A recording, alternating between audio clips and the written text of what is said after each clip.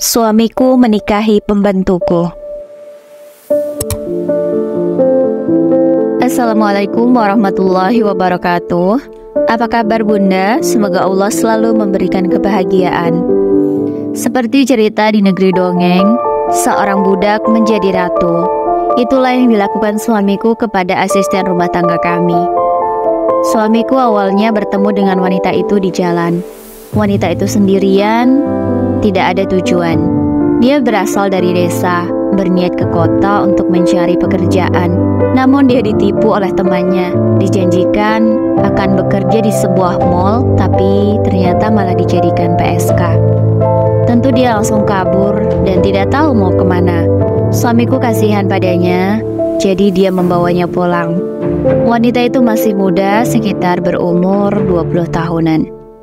Aku setelah mendengar ceritanya ikut kasihan. Akhirnya aku dan suamiku sepakat mempekerjakan dia sebagai asisten rumah tangga kami.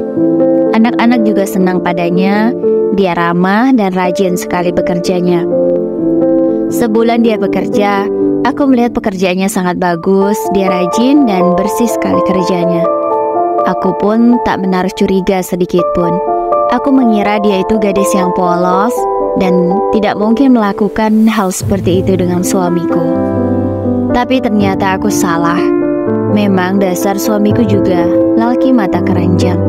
Dia tidak bisa melihat wanita lain di rumah kami. Dulu juga pernah sahabatku menginap di rumahku. Ya, digodain juga oleh suamiku. Dan sekarang pembantu itu. Tapi ini jauh lebih parah. Baru sebulan saja sudah menunjukkan gelagat yang mencurigakan. Pembantuku itu mulai berani juga menggoda suamiku. Aku pikir dia polos, tapi ternyata dia tak sepolos itu. Diam-diam mereka ada hubungan di belakangku.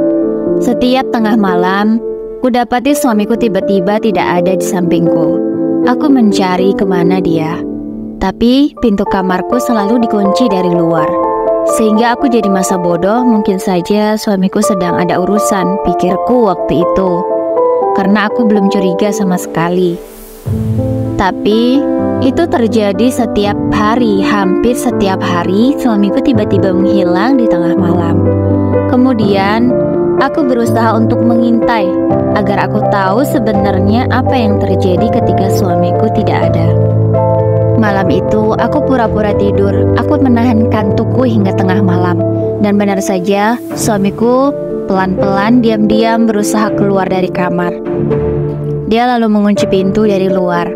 Untunglah kuncinya dicabut, jadi aku bisa membuka dengan kunci serep.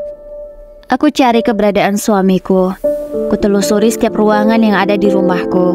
Aku menuju kamar belakang. Iya, tempat pembantuku itu tidur. Karena feelingku kemungkinan besar di sana. Karena tidak ada suara mobil. Kalau ada suara mobil atau motor, mungkin saja suamiku keluar rumah. Tapi ini tidak ada sama sekali. Akhirnya aku telusuri sampai ke kamar pembantuku itu. Benar saja, dari luar saja aku sudah bisa mendengar suara khas. Ya, mereka melakukannya. Mereka melakukan perbuatan jijik itu di rumahku. Aku tahu yang aku tinggali ini adalah rumah suamiku. Aku menikah dengannya, dia sudah memiliki rumah ini. Aku tak berandil dalam hal memiliki rumah ini. Tapi aku ini istrinya. Kenapa dia setega itu padaku? Dia menyelingkuhiku dengan seorang pembantu. Aku langsung mendobrak pintunya. Hingga tak tahu aku punya kekuatan dari mana pintu itu terbuka, padahal dikunci. Mereka berdua terkejut dan suamiku meminta maaf padaku. Tentu aku tidak mau memaafkannya, karena ini bukan pertama kali. Memang aku tak pernah mendapati sampai mereka melakukan yang seperti itu. Tapi suamiku sudah sering kali menggoda wanita lain. Dari yang aku tahu sampai yang aku tidak tahu. Kukira suamiku hanya sekedar berani menggoda-goda saja, tapi ternyata dia berani berbuat lebih sekarang. Itu pun dengan pembantuku. Aku sungguh tidak menyangka. Aku sangat emosi dan sakit sekali. Aku langsung memanggil ketua RT setempat agar mereka diberi hukuman yang setimpal. Besoknya, ketua RT memutuskan agar mereka menikah saja karena sudah membuat nama komplek itu buruk. Akhirnya, suamiku menikahi pembantuku itu.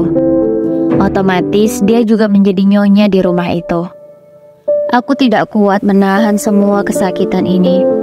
Aku putuskan untuk bercerai. Aku tak mampu menahan sakit yang aku rasakan ini. Sudah diselingkuhi, suamiku malah menikahi wanita itu. Aku tak sanggup rasanya. Aku memilih untuk bercerai. Tapi tak sampai situ. Sakit yang aku rasakan lebih dari yang suamiku berikan.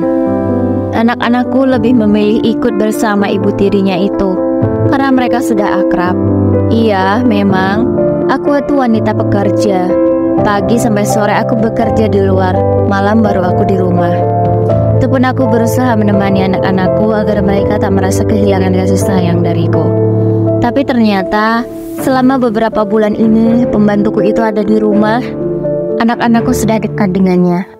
Sehingga mereka tak masalah jika aku tak ada lagi di rumah itu. Mereka memilih tinggal bersama pembantuku itu. Itulah hal yang paling lebih menyakitkan bagiku. Sekali rasanya, anak-anakku saja tidak mau denganku. Aku berusaha mengambil hak asuh anakku. Tapi sayangnya, karena pekerjaanku tak berapa banyak menghasilkan uang daripada suamiku, pengadilan memutuskan lebih baik anak-anakku bersama suamiku saja. Di situ aku semakin hancur. Sampai detik ini pun aku masih memperjuangkan hak asuh anakku.